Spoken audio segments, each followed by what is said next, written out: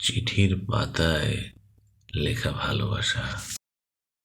রাতের আকাশে পূর্ণিমার চাঁদ জ্বলজ্বল করছে।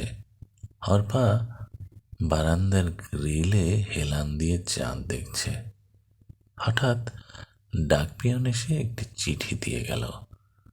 অর্পার কৌতূহল বেড়ে গেল। এখনকার যুগে কে চিঠি পাঠায়?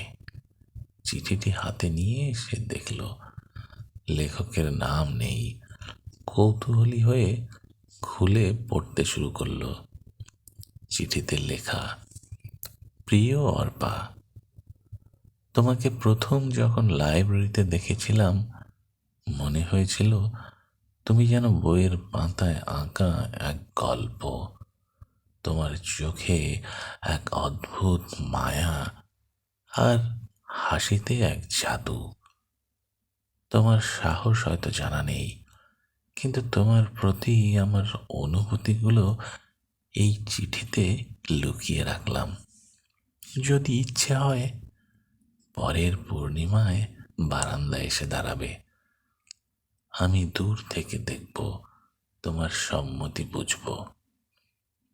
অর্পা চিঠিটা পড়ে হেসে উঠল। কে সেই রহস্যময় ব্যক্তি? দিনগুলো কেটে গেল। পরের পূর্ণিমার রাতে অর্পা বারান্দায় এসে দাঁড়ালো। চারপাশ নীরব। হঠাৎ পাশের গলিতে দাঁড়ানো একটি ছেলের চোখে পড়ল। ছেলেটি ছিল ওদের কলেজের নতুন ছাত্র আরিফ। সে লাজুকভাবে তাকিয়েছিল। অর্পা একটু হাসল। আরিফ সাহস করে কাছে এলো, বলল, চিঠি তুমি পেয়েছিলে তাই না? অর্পা হেসে বলল, হ্যাঁ, আর তাই আজ এখানে দাঁড়িয়েছি। তাদের মধ্যে কথোপকথন শুরু হলো।